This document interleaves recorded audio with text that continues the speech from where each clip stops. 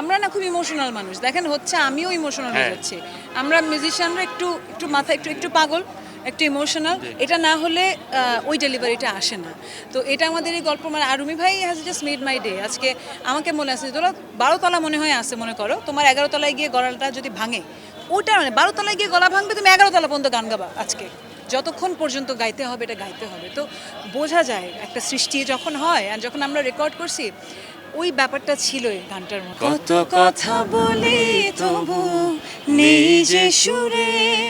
আমি তো একটু ইমোশনাল হয়ে গেছিলাম রাজমামার জন্য, কারণ হচ্ছিল যে সত্যি সত্যি আমার মন চাইতো না একটু আবার মিউজিকে ব্যাক করি। তাপস ভাই ওদিক দিয়ে আমাকে ট্রাই করছে, গান বাংলা থেকে তোমার চোখে আকাশ আমার আবার নতুন করে করছে, আবার এদিক থেকে রাজমামা, ওদিক থেকে সিরি চয়েস। আসলে এই তিনজনের কথা আমি বলবো, সোহেল ভাইয়ের কথা, রাজমামার কথা, আর স্পেশালি রাজমামার কথা বলবো যে বেশি ভিতরে ইন করে জোর করে কাজ বের করানোটা এটা উনিই করছে। মানে আমি তো আসলে এমন হয় আমাদের বিষয়টা, একই কাজ প্রতিদিন, বলো না যা শুনতে পাষাণ লাগবে কিন্তু ঘটনাটা সত্য। কিন্তু টিউন তো দিনের শেষে করতে হয়, সো টিউন যারা করে আই থিঙ্ক ওরা একটু ইমোশনাল হয় লাগে, আই থিঙ্ক রাগ করে এই করে তার আমাদের গল্পের টিউনটা হইতো না। সো আমি এমনি একটু ইমোশনাল, সো এরকম আয়োজন দেখলে এমনি ইমোশনাল হয়ে যাই। আমি মেরিল প্রথম আলো অ্যাওয়ার্ড পাইছিলাম প্রায় 10-11 বছর আগে, তখন আমি একটু কান্নাই করছিলাম, ওই মিটিংও রাজমামা ছিল। তো ওই ব্যাপারটা আবার মনে হইলো যে যখন আমার কোনো বড় প্রাপ্তি আসে তখন সাথে রাজমামাকে পাই, এটা অনেক বড় ভালো লাগে। সো এমনি একটু থাকে মাও বাইক না।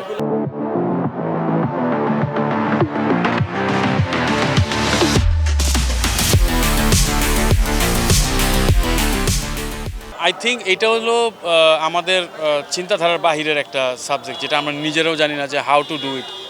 বলতে পারি হাউ টু ডু ইট, কিন্তু হয়ে গেলো কীভাবে তা বলতে পারি না। যে এক্স্যাক্টলি সিলেক্ট হলো টিউনটা, এই টিউনটা আবার রাজমাকে পাঠাতে হয়।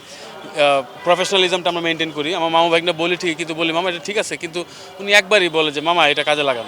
সো ওই ইমোশনটা থেকেই আমাদের আসলে বিল্ড আপ হয় একটা গান। আমি একটা লালা লালা করে দিয়ে দিই, ওই লালাই শেষ পর্যন্ত আমাদের গল্প হয়ে গেল।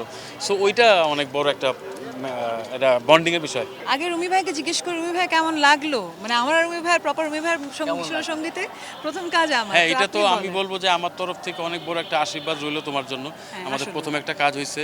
আসলে সবাই তো জানে এই জিনিসটা, আমাদের মানে গ্রেট মিউজিশিয়ান অদিত এবং আমাদের অদিতি। সো ওরা দুইজন আসলে আমি অনেক আগের থেকে দেখতেছি, আমাদের কাজ হয় নাই।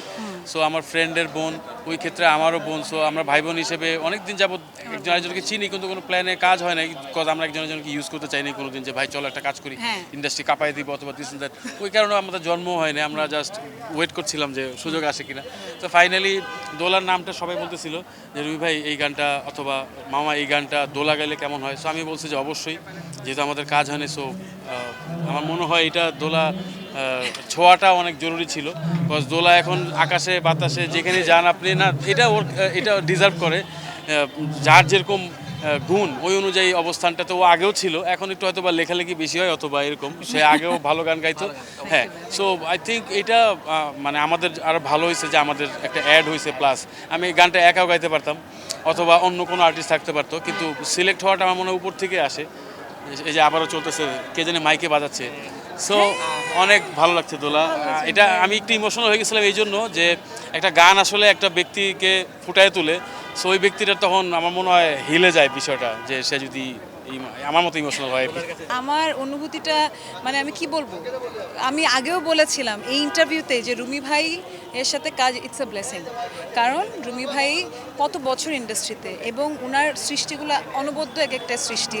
এমন একটা গান আমি যখন প্রথম শুনি, রুমি আমাকে বলছিল তোলা এটা কিন্তু মানে এই গানটা আমি কিন্তু ওইভাবে বানাইছি, মানে উনিও চিন্তা করে যে না। আর আমারও ওটা মাথায় ছিল, রুমি ভাইয়ের সাথে প্রথম রুমি ভাইয়ের মিউজিকের ফার্স্ট কাজ, আমাকেও আমার 1000% দিতে হবে।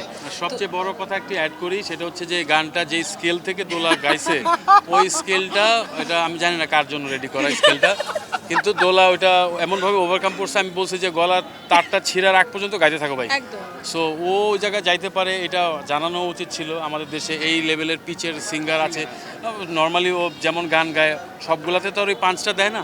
সো আমি ট্রাই করছি যে যেহেতু আমার কাছে মনেই হয়েছে যে এই গানটা গাইতে হইলে ওরকম একটা দমওয়ালা আর্টিস্ট লাগবে। অনেকেই আছে, দম অনেকেরই আছে, কিন্তু দোলার কপাল আর দম একসাথে ছিল। আমরা না খুব ইমোশনাল মানুষ, দেখেন হচ্ছে আমিও ইমোশনাল হয়ে যাচ্ছি। আমরা মিউজিশিয়ানরা একটু একটু মাথা একটু একটু পাগল, একটু ইমোশনাল, এটা না হলে ওই ডেলিভারিটা আসে না।